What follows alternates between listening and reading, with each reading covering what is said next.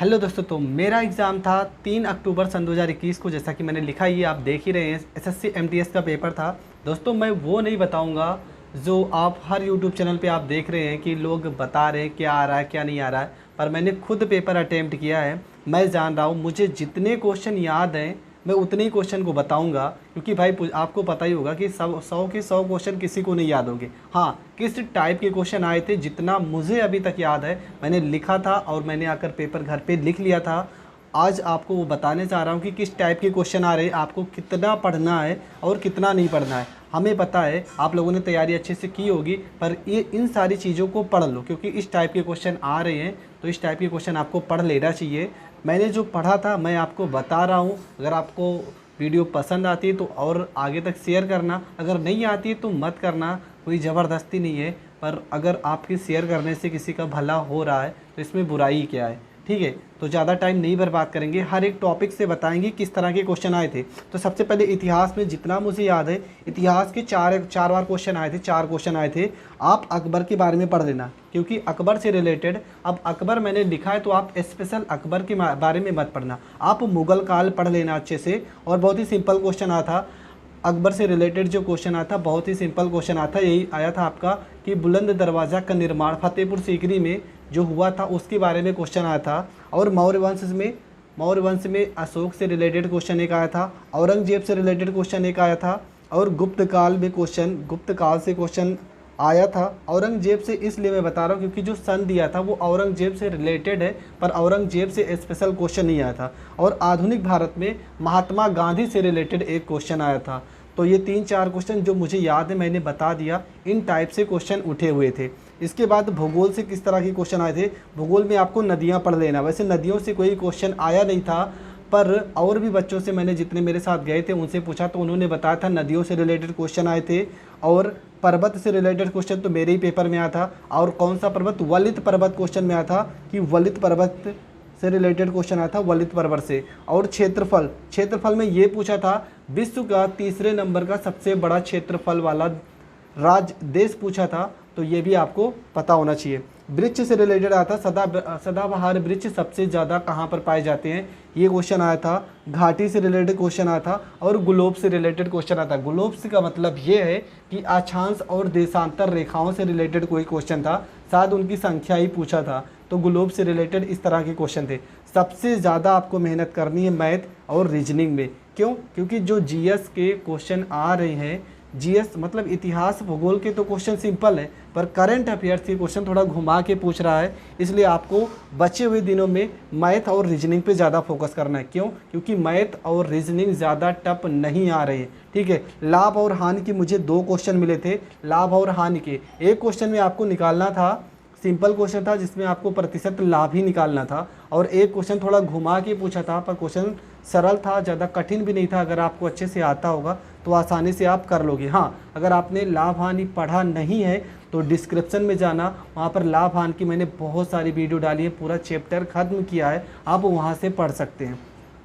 प्रतिशत से रिलेटेड जो क्वेश्चन था वो जनसंख्या पर रिलेटेड था, ठीक है। प्रतिशत से जो क्वेश्चन था वो जनसंख्या से रिलेटेड क्वेश्चन था।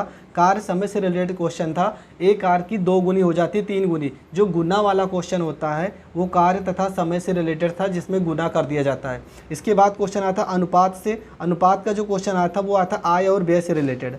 आय और व्यय से रिलेटेड जो क्वेश्चन आया था वो अनुपात से आया था। छूट से रिलेटेड एक क्वेश्चन आया था जिसमें लास्ट में आपको मार्केट प्राइस मतलब अंकित मूल्य पूछा था। जो छूट से क्वेश्चन आया था उसमें अंकित मूल्य पूछा था। क्षेत्र मिति में आपको 3 चीज़ पढ़ना है। हमारे में जो आया था वो समलंब आया था, और एक आया था वर्ग से रिलेटेड क्वेश्चन आया था। पर अदर जो शिफ्ट में पेपर होते जिनसे पूछने पे पता चला कि क्षेत्र मिति के 3-3 क्वेश्चन आए, 3-3 4-4 क्वेश्चन आए। तो आपको क्षेत्र मिति से अच्छे से पढ़ना है। और दूसरी चीज़, क्षेत्र मिति में जो फिगर वाले सवाल होते हैं, ठीक है, जिसमें फिगर बनने होते हैं, वो सवाल भी पेपर में आए हुए हैं, तो उनको भी आपको अच्छे से पढ़ना है। इसके बाद ग्राफ और सारणी का एक क्वेश्चन आया था मेरे पेपर में, पर आपको पढ़ना है क्योंकि ग्राफ और सारणी हर एक बच्चे के पेपर में, हर एक स्टूडेंट के पेपर में आ रहा है। इसके बाद आपको दशमलव से एक क्वेश्चन था जिसमें वो लगा होता है यहाँ पे 0.349, इस तरह से कुछ था, इसको चेंज करना था फ्रैक्शन में। ये एक सवाल था मेरे में।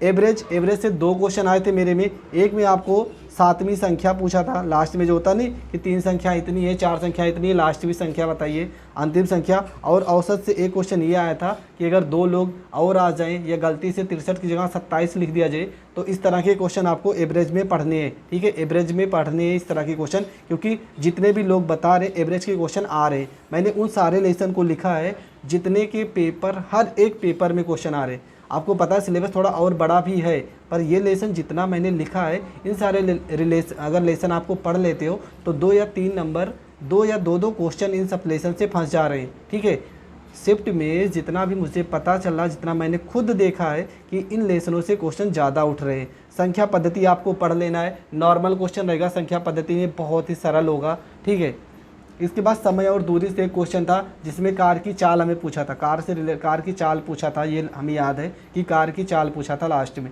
रीजनिंग में 2-4 लेसन है, जितने लेसन मैंने लिखा है मुझे इतने ही याद है। और जो थे वो था कोडिंग डिकोडिंग, सरल था। ये सारे ऐसे लेसन है जो थोड़ा सा घुमा देते। कागज़ मुड़ने वाला एक सवाल आया था, कोडिंग डिकोडिंग आपको पता ज़्यादा टफ नहीं था, बहुत सिंपल था, मेरा 27 आंसर भी आया था मुझे याद है।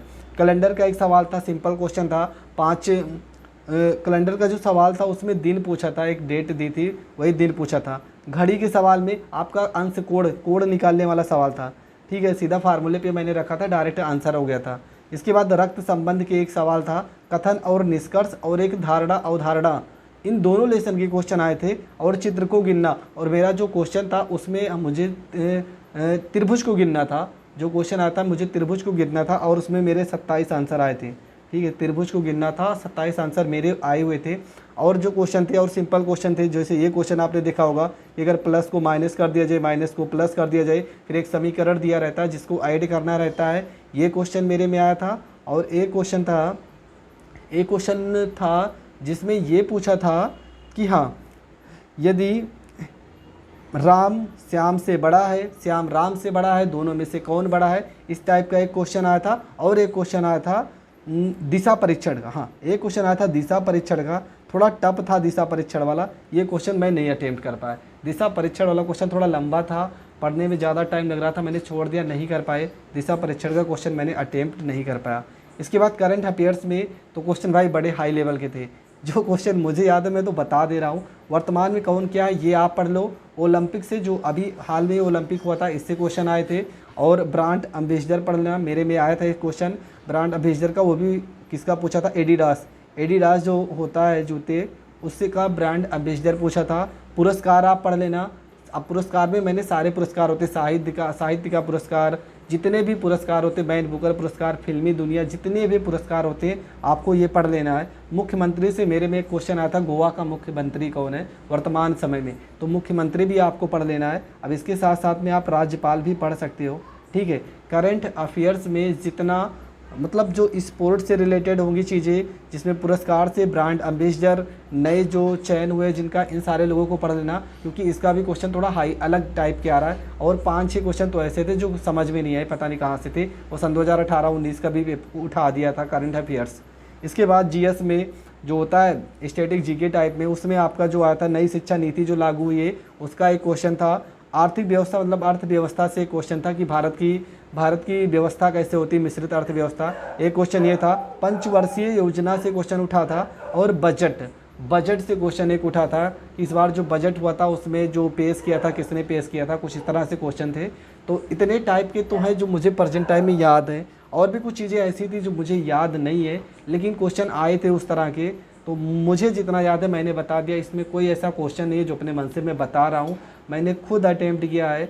3 तारीख को मेरा पेपर था, सेकेंड शिफ्ट में मैंने पेपर दिया है। मुझे जितना भी चीज़ें याद थी मैंने बता दिया है। दूसरे लड़कों से भी मैंने पूछा, जिसने मुझे बताया, मैं तुरंत वहीं पे लिख चुका था कि मुझे पता था कि मुझे आगे चल के वीडियो बनाना पड़ेगा इसका।